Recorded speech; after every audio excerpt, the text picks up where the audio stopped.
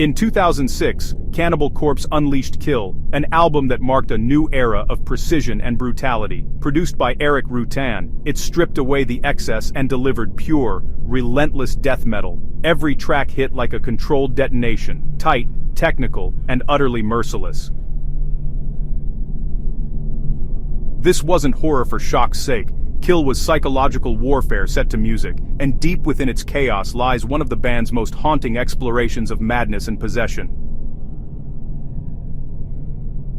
Today we're diving into Death-Walking Terror by Cannibal Corpse, a song that doesn't just describe murder, but explores the mind of madness itself.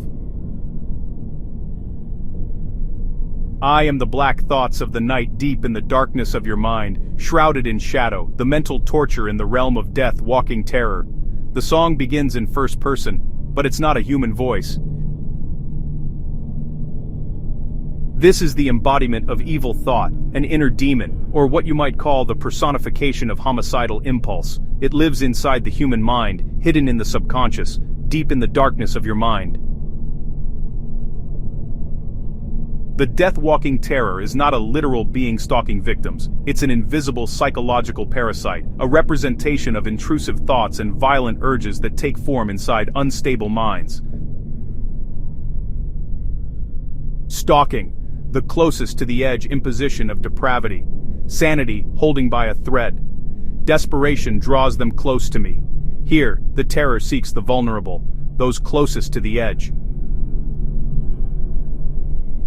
This is a chilling metaphor for mental breakdown and manipulation. The entity doesn't attack the strong, it preys on the desperate, the paranoid, and the psychologically fragile. Cannibal Corpse often uses gore to shock, but, this track goes for something deeper: existential fear, the horror of losing control of your own mind.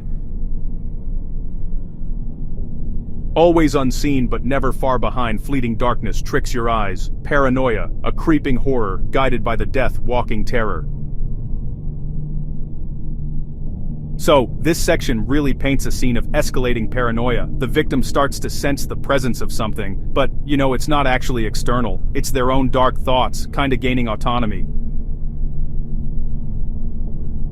This actually mirrors real psychological conditions, like psychosis or schizophrenia, where hallucinations and distorted perception make the person question what's real. The terror here is both a haunting force and, honestly, a reflection of the person's deteriorating mind.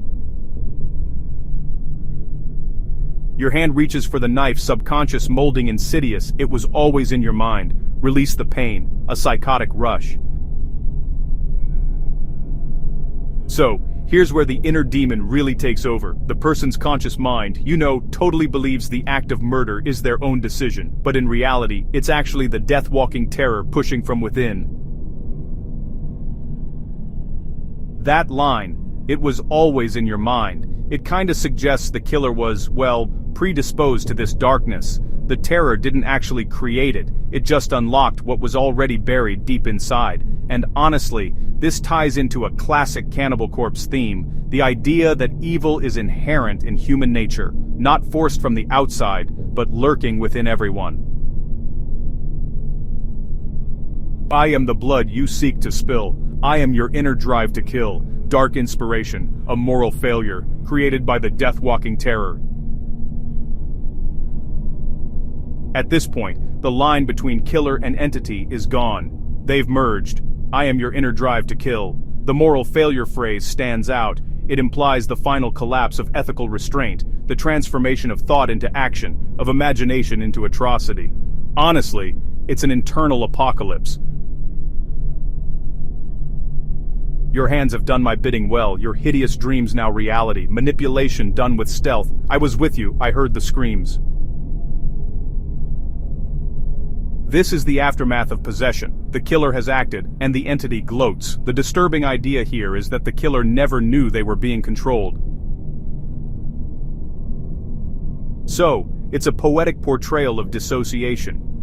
When someone commits an act of horror and later claims they weren't themselves. Cannibal Corpse takes that psychological defense and, turns it into literal demonic manipulation.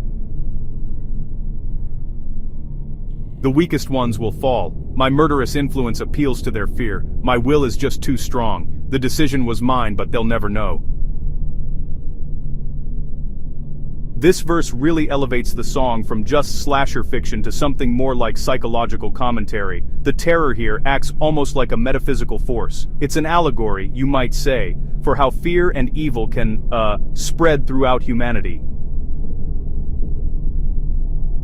It feeds on weakness, insecurity, and fear, and disguises its influence so that humans believe their crimes were personal choices. This is Cannibal Corpse exploring determinism versus free will in the most grotesque way possible. Are we truly in control, or are our darkest instincts making the decisions for us? I walk behind you while you kill, usurping your mind. You are oblivious. You'll never know your spirit fell, supplanted by this deep disgust. By the end, the entity has fully replaced the human soul. The killer continues on autopilot, thinking he acts freely, when in truth, his humanity is gone.